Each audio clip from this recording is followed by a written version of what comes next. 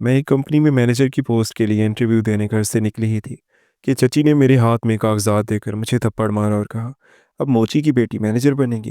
लेकिन फिर भी मैं रोते हुए इंटरव्यू देने पहुंच गई। गेट पर एक बूढ़ी फकीरनी को देखा तो वापसी का किराया उसे दे दिया। लेकिन जब मुझे कमरे में बुलाया गया तो सामने बैठी औरत को देखकर मेरे कदम रुक गए, क्योंकि वो दिन मुझे आज भी याद है जब हम अपना पुराना घर छोड़ कर चची के घर आए थे।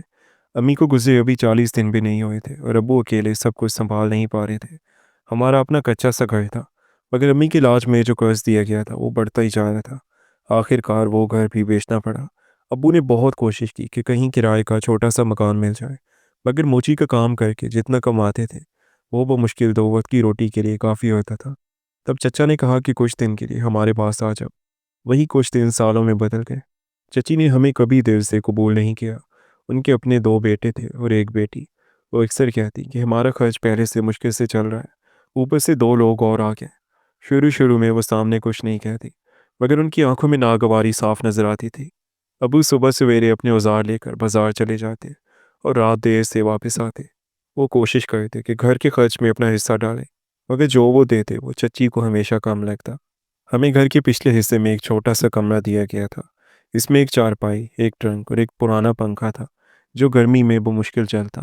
मैं इसी कमरे में पढ़ती, वहीं पर सोती और वहीं पर अपने ख्वाब भी देखती। मैं जानती थी कि हम यहाँ मेहमान नहीं बल्कि बोझ समझे जाते हैं। चची कभी सीधा कुछ न कहती, मगर छोटी छोटी बातों से एहसास दिलाती रहती। सुबह फजर के बाद मैं सबसे पहले उठती, सेहन में झाड़ू लगाती, बर्तन धोती, चूल्हा जलाती। उनकी बेटी मुझसे 1 साल छोटी थी, मगर उसे कभी ये काम नहीं करना पड़ता था। अगर कभी मैं पढ़ने बैठ जाती तो आवाज़ आती, पहले काम ख़त्म करो फिर किताब खोलना।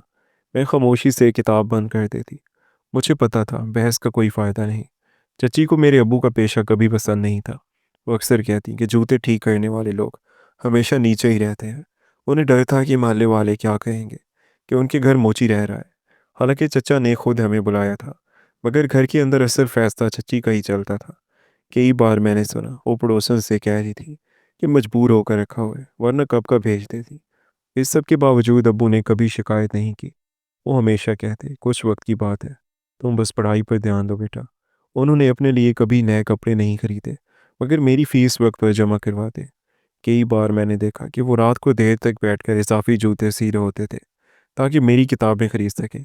उनके हाथों में सुइयां चुभ जाती थी, मगर वो खामोश रहते। कॉलेज जाना भी आसान नहीं था। मेरे कपड़े सादा होते, बैग पर आना था। कुछ लड़कियां तंज कर देती थी, मगर मैंने खुद को समझा लिया था कि मेरा रास्ता अलग है। मैं सीधा घर आती, काम करती और रात को पढ़ती। बिजली अक्सर चली जाती तो मैं मोबाइल की रोशनी में नोट्स बनाती। गर्मी में पसीना बहता रहता, मगर मैंने हार नहीं मानी। चची को मेरी पढ़ाई पर एतराज़ था। वो कहती थी कि लड़कियों को इतना पढ़ने की क्या ज़रूरत है, आखिर शादी ही करनी है। एक बार उन्होंने अब्बू से साफ कह दिया कि अगर उसे कॉलेज भेजना है तो खर्च खुद उठाओ, हम नहीं दे सकते। अब्बू ने उस दिन बाजार में ज़्यादा वक्त गुजारा। रात को थके हुए आए, मगर मेरे हाथ में फ़ीस के पैसे रख दिए। मैंने देखा उनकी आंखें सुर्ख थीं, शायद धूप से या शायद फिक्र से। चची का रवैया वक्त के साथ सख्त होता गया। उनके बेटे अक्सर मुझे नीचा दिखाते, कहते कि तुम हमारे घर में रहती हो, अपनी हद में रहो। मैं जवाब नहीं देती थी। मैं जानती थी कि अगर मैं उलझ गई तो अब्बू को सुनना पड़ेगा। मैंने खामोशी को ढाल बना लिया था।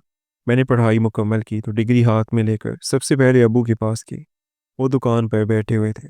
मैंने कागज़ उनके सामने रखा तो वो देर तक उसे देखते रहे। उनके चेहरे पर फ़ख्र साफ नज़र आ रहा था। उन्होंने बस इतना कहा, मेरी बेटी आगे जाएगी। वो जुमला मेरे लिए सबसे बड़ी ताकत था। जब मैंने नौकरियों के लिए अप्लाई करना शुरू किया तो चची को ये भी अच्छा नहीं लगा। वो कहने लगी कि घर का काम छोड़कर बाहर घूमती रहती है। मैं कई इंटरव्यूज़ में गई, मगर कामयाबी नहीं मिली। हर बार वापस आकर मैंने खुद को संभाला। मैंने कंप्यूटर कोर्स किया, इंग्लिश बेहतर की, इंटरनेट से सवाल जवाब तैयार किए। मैं जानती थी एक मौका काफ़ी होगा। मैं अबू को बता रही थी कि मैनेजर की पोस्ट के लिए इंटरव्यू देने जाना है। चची ने सुन लिया। इंटरव्यू वाले दिन सुबह से ही चची का मूड ख़राब था।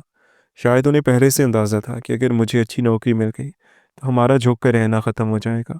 जब उन्होंने मेरे हाथ में फ़ाइल देखी तो गुस्सा आ गया। उन्होंने वही जुमला कहा जिसने मुझे अंदर तक चोट दी। मगर उस दिन मैंने फ़ैसला कर लिया था कि मैं उनके लफ्ज़ों से अपनी हिम्मत कम नहीं होने दूंगी। हम चची के घर इसलिए रहते थे क्योंकि हमारे पास और कोई जगह नहीं थी, मगर मैं वहाँ हमेशा नहीं रहना चाहती थी। मैं चाहती थी अब्बू को सुकून मिले। उनका काम बाइज़्ज़त जगह पर हो और हमें किसी के ताने ना सुनने पड़े। मेरी हर रात की जाग, हर आँसू, हर खामोशी का मकसद यही था। मैं जानती थी चची के दिल में शायद हसद भी था। उनकी अपनी बेटी की पढ़ाई अधूरी रह गई थी।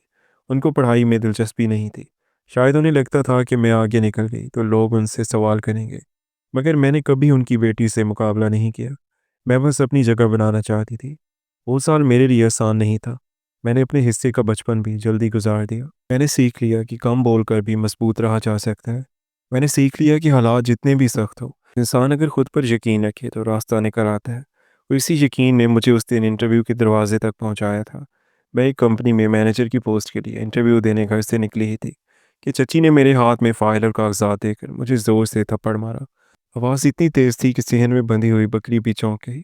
चची ने मेरी आंखों में देखकर कहा, अब मोची की बेटी मैनेजर बनेगी, अपनी औकात देखी है कभी? उनके लफ्ज़ मेरे कानों में शीशे की तरह पिघल कर उतरते थे। अब्बू अंदर कमरे में बैठे जूतों पर पॉलिश कर रहे थे। उन्होंने सर तो उठाया मगर कुछ कहा नहीं। उनकी खामोशी मुझे हमेशा की तरह आज भी अंदर से तोड़ गई। मैंने आंसू रोके, फाइल सीने से लगाई और बगैर जवाब दिए दरवाजे से बाहर निकल आए। दिल चाह रहा था वापस मुड़ जाऊं, सब कुछ छोड़ दूं, मगर पिछले 4 साल की मेहनत मेरी उंगली पकड़कर मुझे आगे ले जा रही थी। गली की मिट्टी मेरे सादा जूतों पर जम रही थी। मोहल्ले की औरतें दरवाज़ों में खड़ी मुझे देख रही थी, जैसे मैं कोई तमाशा हूँ। मैंने रिक्शा रोका तो जेब में रखे पैसे गिने। ये वापसी का किराया था जो मैंने बड़ी मुश्किल से बचाया था। रास्ते भर चची के अल्फाज मेरा पीछा करते रहे, मोची की बेटी। ये जुमला मेरे साथ स्कूल से कॉलेज तक चला था। मैंने कितनी बार सोचा था कि नाम के साथ बाप का पेशा क्यों जुड़ जाता है, इंसान की मेहनत क्यों नहीं। कंपनी की इमारत मेरे सामने थी, शीशे की ऊंची दीवारें, साफ फर्श और गेट पर खड़ा काठ। मैंने दुपट्टा ठीक किया और अंदर जाने लगी। गेट के पास एक बूढ़ी फकीरनी बैठी नजर आई। उसके कपड़े बुसीदा थे, बाल सफ़ेद और आंखों में अजीब सी थकन। उसने मेरा रास्ता नहीं रोका, बस आहिस्ता से कहा, बेटी अल्लाह आसानी करे, कुछ दे दे अगर हो तो। मैं रुक गई, जेब में हाथ डाला तो वही वापसी का किराया था। एक लम्हे को सोचा कि अगर इंटरव्यू ख़राब हो गया तो मैं घर कैसे जाऊंगी। फिर न जाने क्यों मुझे अपनी माँ याद आ गई जो कहती थी कि देने से कम नहीं होता। मैंने सारे पैसे निकाल कर उसके हाथ पर रख दिए। उसकी आंखों में हैरत आई, फिर उसने मुझे सर पर हाथ रखा और कहा, अल्लाह ताला तेरे लिए दरवाजे खोल दे जिनका तू सोच भी नहीं सकती। मैं हल्की सी मुस्कुराती मगर दिल में खौफ था कि अब वापस कैसे जाऊंगी। रिसेप्शन पर अपना नाम लिखवाया, हाथ कांप रहे थे। कमरे में और भी उम्मीदवार बैठे हुए थे। सबके कपड़े मुझसे ज़्यादा अच्छे, फाइलें ज़्यादा मोटी और चेहरे पर एतमाद था। मैंने एक कोने में बैठकर आंखें बंद की और ख़ुद को समझाया कि डिग्री सबकी एक जैसी है, मेहनत भी कम नहीं की मैंने। जब मेरा नाम पुकारा गया तो मेरे कदम भारी हो गए।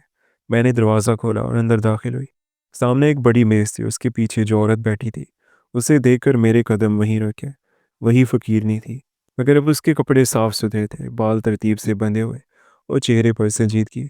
मेरी सांस जैसे रुक गई। उसने मुझे गौर से देखा, फिर हल्की सी मुस्कुराहट आई। आइए बैठे। उसकी आवाज़ वही थी, बस लहजा मजबूत था। मैं कुर्सी पर बैठ गई मगर नज़रें झुकी रहीं। दिल में खौफ, हैरत और शर्मिंदगी सब कुछ इकट्ठा हो गया था। उसने फ़ाइल उठाई, मेरा नाम पढ़ा और पूछा, आपने बाहर मुझे पहचाना था?